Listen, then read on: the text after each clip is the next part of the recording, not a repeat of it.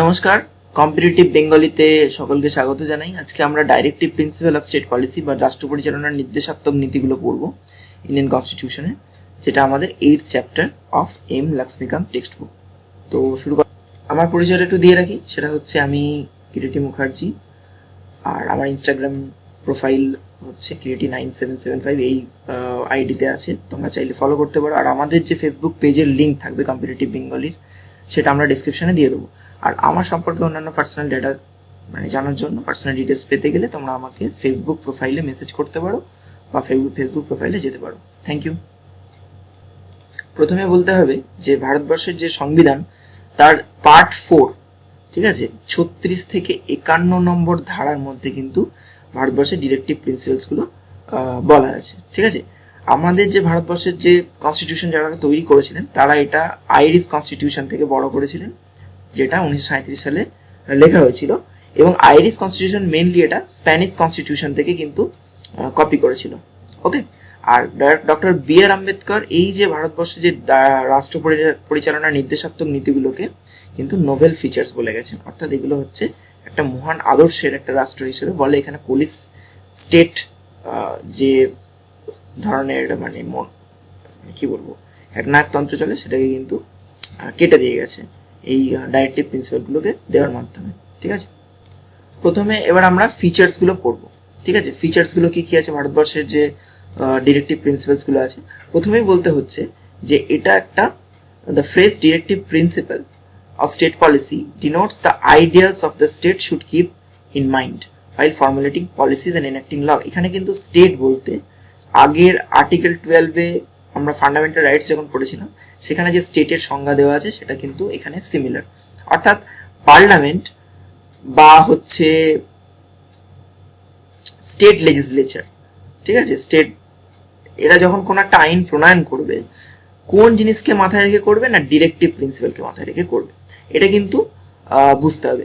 অর্থাৎ আমাদের যে রাষ্ট্র পরিচালনার নির্দেশাত্মক নীতি, সেটা প্রকারান্তরে ভবিষ্যতের আইন প্রণয়নের যে উদ্দেশ্য সেটাকে কিন্তু বর্ণনা করে।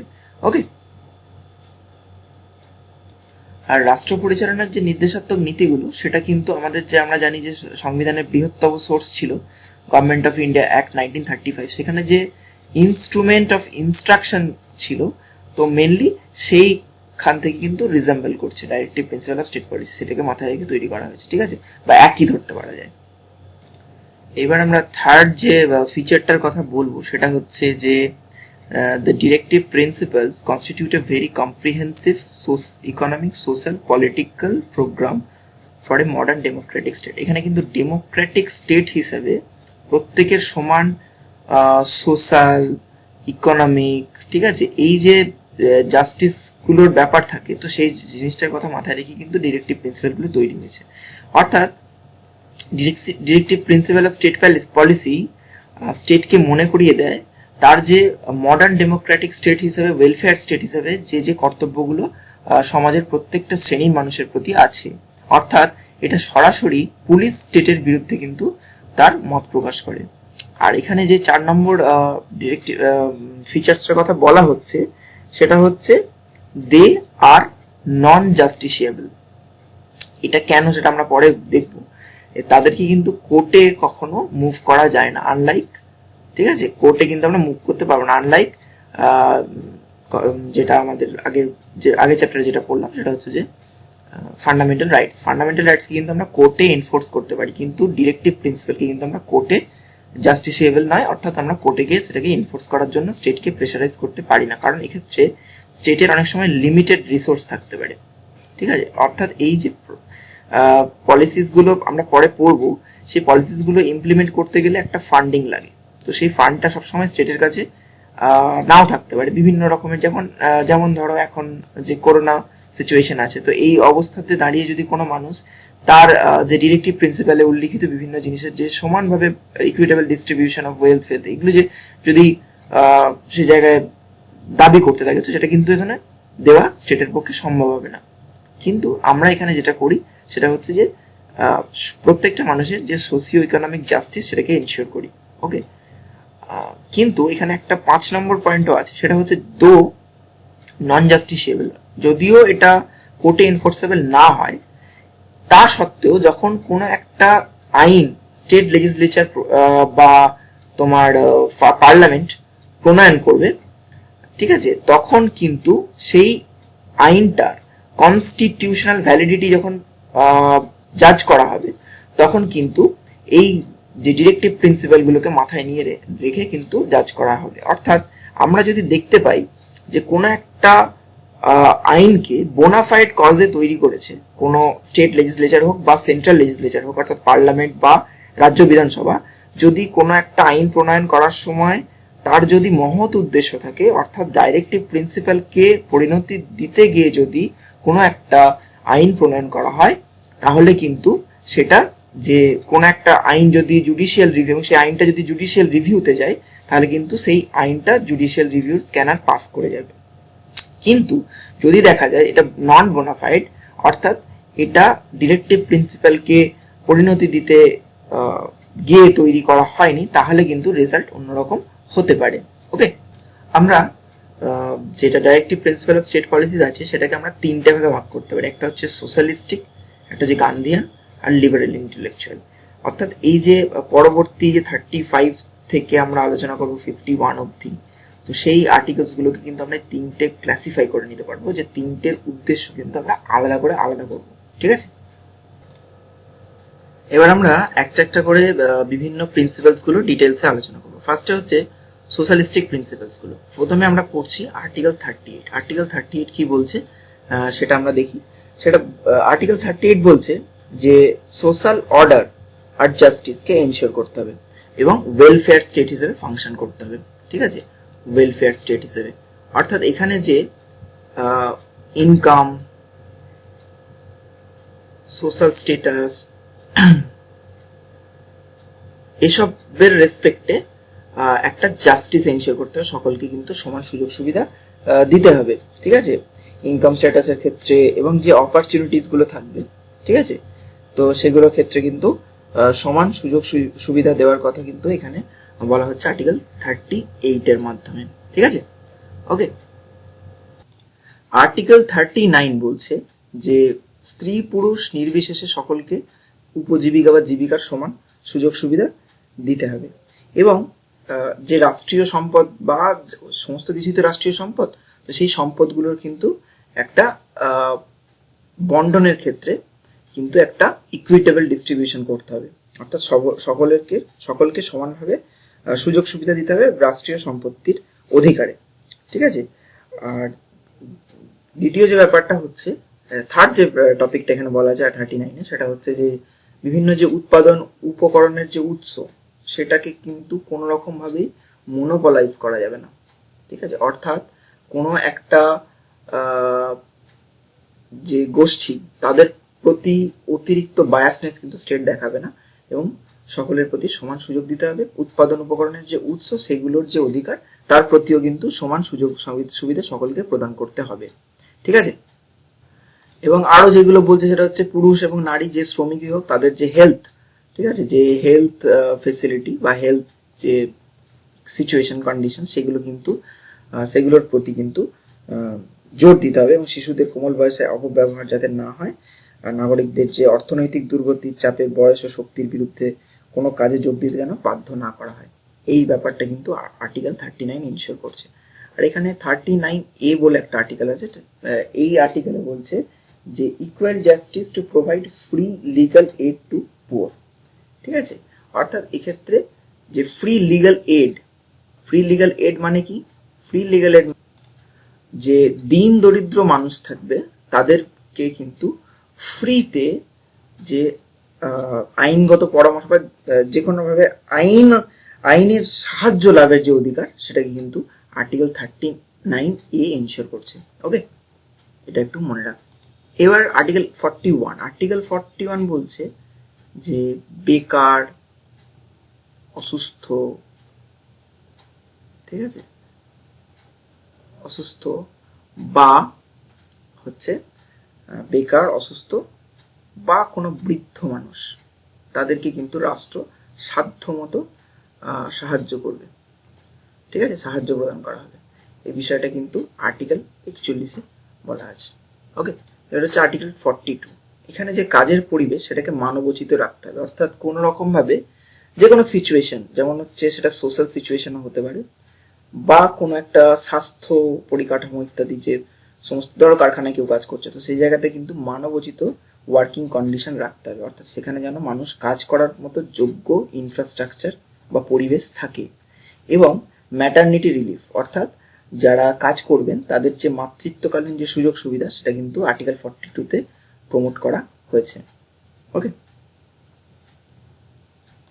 এবার হচ্ছে article 43।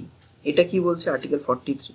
Decent standard of life, ঠিক আছে, লিভিং ওয়েজ, অর্থাৎ মিনিমাম একটা ওয়েজ, একটা decent standard of life, social আর কালচারাল অপরচুনিটি, অর্থাৎ যে সামাজিক এবং যে সাংস্কৃতিক যে সুযোগ সুবিধা সেগুলো কিন্তু ওয়ার্কারদেরকে দিতে হবে, এটা আর্টিকেল 43 বলছে।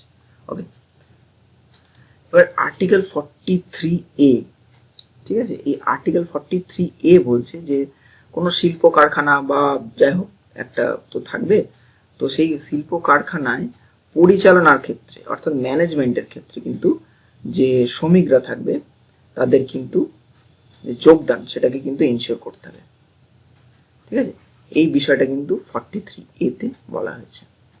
আর আর্টিকেল 47 কি বলছে? আর্টিকেল 47 বলছে যে লেভেল অফ নিউট্রিশন, ঠিক আছে, আর হচ্ছে স্ট্যান্ডার্ড অফ লিভিং, ঠিক আছে, অর্থাৎ যে আমাদের যে জীবন ধারণের যে মান সেটাগুলো কিন্তু বাড়াতে হবে ধীরে ধীরে, ঠিক আছে, এই যে বিষয়গুলো কিন্তু আর্টিকেল 47-এ বলা আছে। এখানে পড়লে যেটা হয়, to raise the level of nutrition and the standard of living of people and to improve public health, এবং যে আমাদের যে জনস্বাস্থ্যের বিষয়টা থাকবে, স্বাস্থ্য পরিকাঠামো বা জনস্বাস্থ্যের বিষয়টা, সেটাকে যত দিন যাবে তত দিনে সেটাকে কিন্তু আস্তে আস্তে ডেভেলপমেন্ট করতে হবে। এটা কিন্তু আমাদের একটা সোশ্যালিস্টিক প্রিন্সিপাল। আর আমরা এই টোটাল সোশ্যালিস্টিক প্রিন্সিপালগুলো নিয়ে আলোচনা করলাম। এবার আমরা পরবর্তী স্লাইডে গিয়ে আমরা গান্ধীয়ান প্রিন্সিপালগুলো নিয়ে আলোচনা করব। এবার আমরা দেখবো গান্ধীয়ান প্রিন্সিপালস যেগুলো বললাম। তো এই আমরা জানি যে গান্ধীজির যে মূল নীতিগুলো ছিল, ওকে, তো সেই যে গান্ধীজির যে আইডিওলজি, সেই গান্ধীজির আইডিওলজিকে পরিণতি দেওয়ার জন্য কিন্তু ভারতের যে সংবিধান যথেষ্ট যত্নশীল হয়েছে, পরবর্তী ক্ষেত্রে আমরা দেখেছি। তো তারা এক্ষেত্রে গান্ধীয়ান প্রিন্সিপালগুলোকে আমাদের সংবিধানের ডাইরেক্টিভ প্রিন্সিপাল অফ স্টেট পলিসিতে অঙ্গীভূত করতে চেয়েছে, ঠিক আছে। গান্ধীজির যে আইডিওলজি, অর্থাৎ তিনি যে আমাদের যে ভারতের স্বাধীনতা সংগ্রাম, সেই সংক্রান্ত গান্ধীজির যে চিন্তা ভাবনা, সমস্ত কিছুর প্রতিফলন কিন্তু আমরা এই গান্ধীয়ান প্রিন্সিপালসগুলোতে দেখতে পাবো। আর্টিকেল 40 থেকে 48 যতগুলো আর্টিকেল আছে পরপর আমরা বলে যাবো, আমরা এখানে দেখে নেবো। ওকে, আর্টিকেল 40 বলছে যে গ্রাম পঞ্চায়েত গঠনের বিষয়টা, ঠিক আছে, অর্থাৎ যে স্থানীয় স্বায়ত্ত শাসন, ঠিক আছে, লোকাল যে সেলফ গভর্নমেন্ট, অর্থাৎ যারা শাসিত হবেন তারাই শাসন করবেন, ঠিক আছে। তো আমরা সকলে জানি যে এখন যে পৌরসভা, মিউনিসিপ্যালিটি হোক, ঠিক আছে, তো বা পঞ্চায়েত হোক, সেখানে কিন্তু লোকাল এরিয়ার মানুষরাই পার্টিসিপেট করেন। আমরা লোকাল যারা জনগণ আছি তারা তাদেরকে নির্বাচিত করে পাঠায় এবং তারা সেখানে গিয়ে আমাদেরকে শাসন করেন, অর্থাৎ মানুষের হাতে পরোক্ষভাবে কিন্তু নিজেদেরকে শাসন করার অধিকারটা, উপযুক্ত ক্ষমতা বল তুলে দিয়ে কিন্তু ব্যবস্থা করা যায়। মূলত উন্নয়নমূলক কাজ এবং অন্যান্য যে স্থানীয় বিষয়গুলোকে দেখার জন্য কিন্তু এই পঞ্চায়েতগুলোকে গঠন করার কথা। আর্টিকেল 40-তে গান্ধীয়ান প্রিন্সিপালসের আন্ডারে কিন্তু directive principle of state policy নিয়ে। আর্টিকেল 43 কি বলছে? আমরা জানি যে কুটির শিল্পের প্রতি গান্ধীয়ান যে ইকোনমিক্স, তার একটা বড় এমফ্যাসিস ছিল। তো সেই জন্যই আমরা আর্টিকেল 43-তে দেখতে পাচ্ছি যে কুটির শিল্পের যে উন্নতি, ঠিক আছে, তার প্রতি কিন্তু জোর দেওয়া হয়েছে আর্টিকেল 43 অনুযায়ী। অর্থাৎ রাষ্ট্রের কর্তব্য হচ্ছে কুটির শিল্পগুলোকে উন্নতির দিকে এগিয়ে নিয়ে যাওয়া। ওকে, 43B-তে বলা আছে যে কোঅপারেটিভ সোসাইটির গঠন, তার যে অটোনোমাস ফাংশনিং, অর্থাৎ তাদের যে স্বায়ত্ত শাসন দেওয়া হয়েছে, যে কোঅপারেটিভ সোসাইটিগুলো থাকবে, স্থানীয় লেভেলে যারা কাজ করে তাদেরকে স্বায়ত্ত শাসন দিতে হবে এবং কোঅপারেটিভ সোসাইটি কিন্তু গঠন করতে হবে। এই বিষয়টা কিন্তু আর্টিকেল 43B-তে বলা হচ্ছে, ঠিক আছে, এবং সেটাকে ডেমোক্রেটিক্যালি কন্ট্রোল করতে হবে, ঠিক আছে, যে কোনোভাবে একটা অটোক্রেসি কিন্তু এখানে প্রমোট করা যাবে না, এখানে পুরোপুরি ডেমোক্রেসি থাকবে। ওকে, 46 আর্টিকেল 46 কিন্তু সমাজের পিছিয়ে পড়া জাতিদের কথা বলে, SC ST এদেরকে, ঠিক আছে, এদের প্রতি যাতে কোনো ইনজাস্টিস না হয়, ঠিক আছে, এবং এডুকেশনাল ঠিক আছে, এডুকেশনাল আর যে ইকোনমিক, এই দুটো যে সুযোগ সুবিধা বিভিন্ন জায়গায় থাকে, ঠিক আছে, তো এই দুটো ক্ষেত্রে কিন্তু তাদেরকে ইকুয়াল অপরচুনিটি দিতে হবে, দরকার হলে বেশি দিতে হবে। ওকে, অর্থাৎ যে এসসি এসটি কমিউনিটির যারা লোকজন থাকবেন তাদেরকে যে এডুকেশনাল সুযোগ সুবিধা এগুলোকে কিন্তু দিতে হবে, যাতে করে তারা এক্সপ্লয়েটেড না হয়, প্রত্যেকে শোষিত যেন পরবর্তী ক্ষেত্রে না হয়, কারণ আমরা জানি তারা হচ্ছে পিছিয়ে পড়া এবং সবচেয়ে vulnerable section of the society. Okay, article 47 কি বলছে? আর্টিকেল 47 বলছে যে যে সমস্ত ড্রাগস, ড্রিঙ্কস এগুলো শরীরের পক্ষে ক্ষতিকারক, যেমন আমরা সুরা, ঠিক আছে, ইত্যাদি, এগুলোকে নিষিদ্ধ করতে হবে। ঠিক আছে, যদিও এখনো পর্যন্ত এরকম কিছু হয়নি, বাট যে ড্রাগস থাকে যেগুলো খেলে শরীরের ক্ষতি হবে সেগুলো কিন্তু নিষিদ্ধ করার কথা আর্টিকেল 47 বলছে। ওকে, আর্টিকেল 48 বলছে যে গাভী বা অন্যান্য যে দুগ্ধ প্রদানকারী চতুষ্পদ প্রাণী আছে তাদেরকে যে স্লটার, সেই স্লটারকে বন্ধ করতে হবে, অর্থাৎ তাদেরকে যে হত্যা করা সেগুলোকে কিন্তু বন্ধ করতে আর্টিকেল 48 বলে গেছে, অর্থাৎ যে প্রাণীগুলো দুগ্ধ প্রদান করে তাদেরকে স্লটার করা যাবে না। ওকে, এই ব্যাপারটা রাষ্ট্রকে দেখতে হবে। আমরা এই গান্ধীয়ান প্রিন্সিপালসগুলো শেষ করে ফেললাম, এবার আমরা লিবারেল ইন্টেলেকচুয়াল প্রিন্সিপালসগুলো নিয়ে আলোচনা করব। প্রথমেই আমরা দেখতে পাচ্ছি লিবারেল ইন্টেলেকচুয়াল প্রিন্সিপালের আন্ডারে আর্টিকেল 42, এটাকে বলা হয় ইউনিফর্ম, খুব ইম্পর্টেন্ট, সিভিল কোড, অর্থাৎ যে আমাদের দেশের টোটাল এরিয়া, ভূখণ্ড জুড়ে কিন্তু একই দেওয়ানি বিধি চালু করতে হবে, অর্থাৎ যে দেওয়ানি আইনগুলো আছে বিভিন্ন জায়গায় কোনো রকম এক্সেপশন ইউজ করা যাবে না, অর্থাৎ আর্টিকেল 44 বলছে যে সারা দেশ জুড়ে একই দেওয়ানি বিধি চলবে। ওকে, আর্টিকেল 45 বলছে যে যে কোনো মানুষ বা যে কোনো বাচ্চা শিশু যতদিন 6 ইয়ার্স এজ হবে ততদিন পর্যন্ত আর্লি চাইল্ডহুড কেয়ার, অর্থাৎ তাদের যে নিউট্রিশনাল এবং যে এডুকেশনাল ফেসিলিটি, মানে অবৈতনিক শিক্ষাদান, এই বিষয়গুলো কিন্তু আর্টিকেল 45 এর মাধ্যমে এনশিওর করতে বলা আছে। রাষ্ট্র এ ব্যাপারে সচেষ্ট হবে। আমি আবারও বলছি, এগুলো কিন্তু কোনোটাই আদালতে কিন্তু মানে এনফোর্সেবল। আর্টিকেল 48 কিন্তু যে পরিবেশ এবং যে প্রকৃতি, ঠিক আছে, এনভায়রনমেন্টের safeguard of forest and wildlife এবং যে বন্য পশু তাদেরকে রক্ষা করার কথা কিন্তু আর্টিকেল 48 বলা আছে। তোমরা কিন্তু প্রত্যেকটা আর্টিকেল জেনে যাবে, কারণ যেহেতু অনেক সময় মেন্সে বা প্রিলিমসে এই ধরনের প্রশ্ন আসতে পারে যে এটা কত নম্বর আর্টিকেলে বলা আছে। ঠিক আছে, অতএব আমি যেগুলো বলে যাচ্ছি এগুলো শুনে শুনে কিন্তু মনে রাখার চেষ্টা করবে, পড়তে গেলে এতটা ধৈর্য থাকবে না তোমাদের।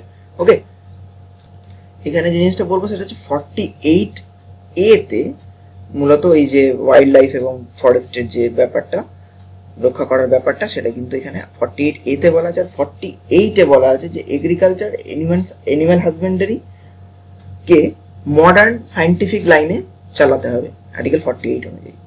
ওকে, এবার আমরা আর্টিকেল 49 দেখব। ঠিক আছে, আমরা জানি যে আমাদের দেশে বহু হিস্টোরিক মনুমেন্টস আছে এবং অনেকগুলো places of culture and historic importance আছে, তো সেগুলোকে কিন্তু ন্যাশনাল ইম্পর্টেন্স বলে, অর্থাৎ জাতীয় গুরুত্বপূর্ণ সম্পত্তি বলে কিন্তু রক্ষা করতে হবে।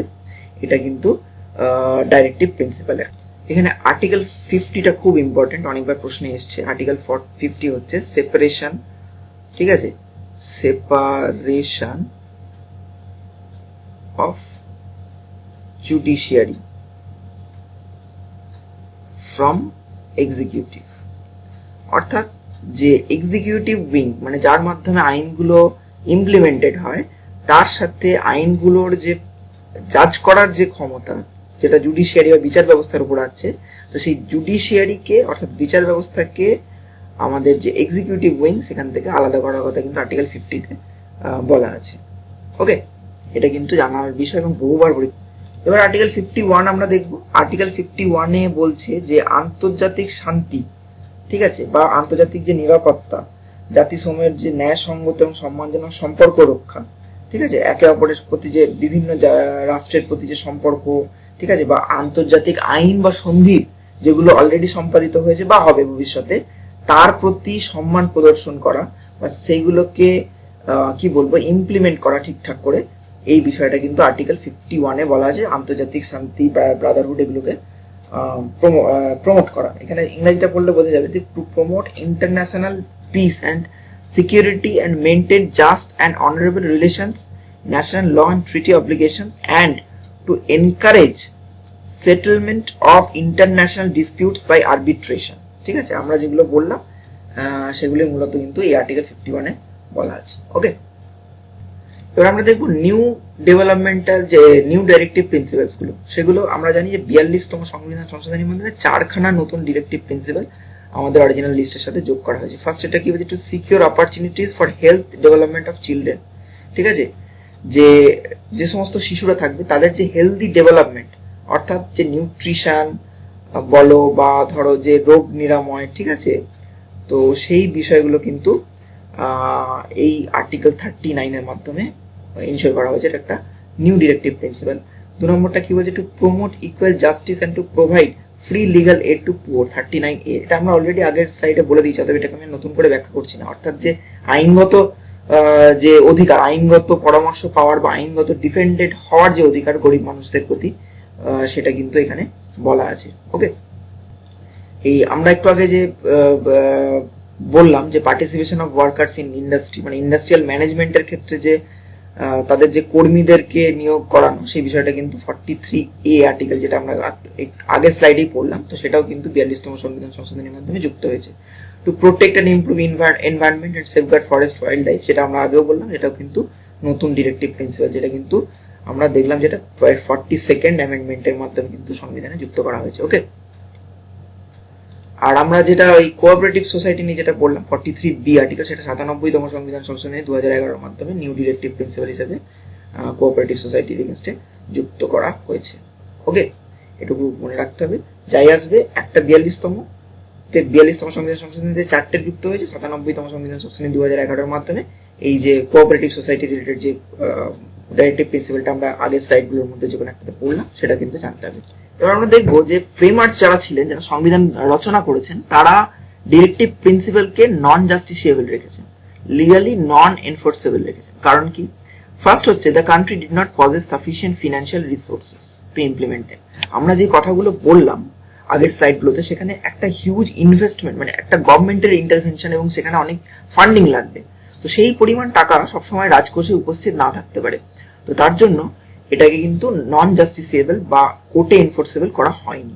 2 নম্বরটা কি বলছে, the presence of vast diversity and backwardness in the country would stand in the way of that implementation. আমরা যে কথাগুলো বললাম, আমাদেরকে এই কথাটা মাথায় রাখতে হবে যে ভারতবর্ষ একটা ডাইভার্স কান্ট্রি, অর্থাৎ প্রত্যেকটা জায়গার ক্ষেত্রে ইমপ্লিমেন্টেশন করতে গিয়ে নতুন নতুন চ্যালেঞ্জ আসবে। তো সেইগুলোকে সবসময় ফুলফিল করা আমাদের এই ডিরেক্টিভ প্রিন্সিপালগুলো মাধ্যমে করা যাবে না, অতএব সেখানে কিন্তু মডিফিকেশন চেঞ্জেস করতে হবে।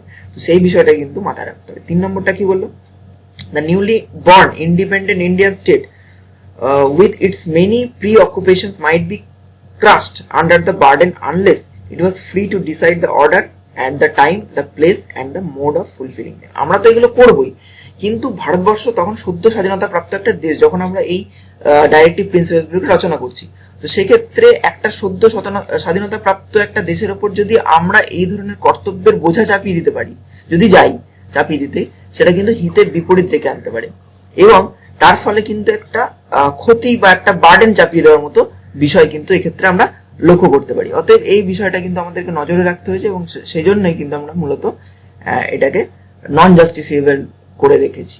ওকে, এবার আমরা দেখবো যে এটা কি কি ক্রিটিসিজম আছে, অর্থাৎ এটাকে তো সমালোচিত করা হবেই, বোঝাই যাচ্ছিল।